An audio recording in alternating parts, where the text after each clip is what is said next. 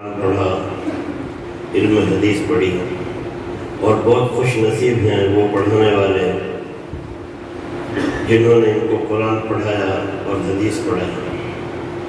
ہمارے پیارے نبی حضرت محمد مصطفیٰ صلی اللہ علیہ وسلم کا ارشاد ہے، خیرکم من تعلم القرآن وعلمہ، تم میں سب سے بہتر وہ ہے جو قرآن کو سیکھے اور سکھائے۔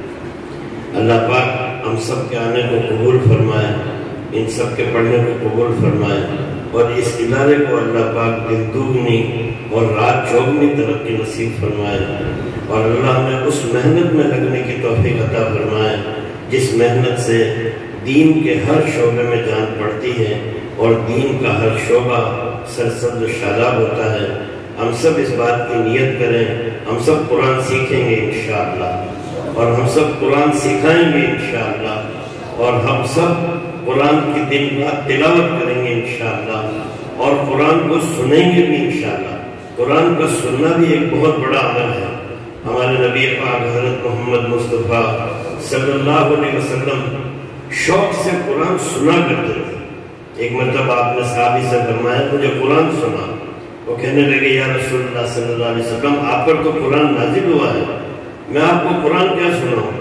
آپ نے فرمایا، نہیں، میرا دل چاہتا ہے کہ کوئی دوسرا قرآن پڑھے اور میں سنوں۔ اور جب انہوں نے قرآن پڑھنا شروع کیا تو ہمارے نبی اس قدر غور سے اور اس عظمت کے ساتھ قرآن سن رہے تھے کہ آپ کی پاک آنکھوں سے آنسو بہہ رہے تھے۔ اللہ ہم سب کو قرآن سننے کی توفیق عطا فرمائے، پھر اللہ پاک ہمیں قرآن سمجھنے کی توفیق عطا فرمائے۔ یہ قرآن کو سمجھنا بہت ضروری ہے۔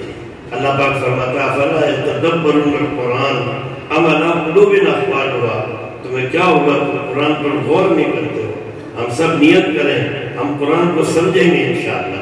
اس کے لیے ایک شرط ہے کہ کسی عالم کے پاس بیٹھ کر، تو اب اللہ تبارک و تعالیٰ نے اب وہ دور نہیں رہا کہ ہمیں عالم نہیں ملیں گے، وہ تو کوئی زمانہ تھا جب کوئی عالم نہیں ملتا تھا۔ الحمدللہ ہزاروں علماء ہر سال اللہ پاک پیدا کر رہا ہے، اور اب ہر جگہ مل جاتے ہیں علماء، ہر جماعت میں آج کل عالم ہوتے ہیں، ہر مسجد کے اندر الحمدللہ عالم ہے۔ ہم کسی عالم کے پاس بیٹھ کر قرآن سمجھنے کی نیت کریں، قرآن سمجھیں گے انشاءاللہ۔ پھر جو قرآن ہمارے سمجھ میں آ جائے گا ہم دوسروں کو سمجھائیں گے انشاءاللہ، پھر ہم اس قرآن پر عمل کریں گے، اور پھر دوسروں سے اس پر عمل کرنے کی محنت کریں گے اور قرآن پر عمل کروائیں گے۔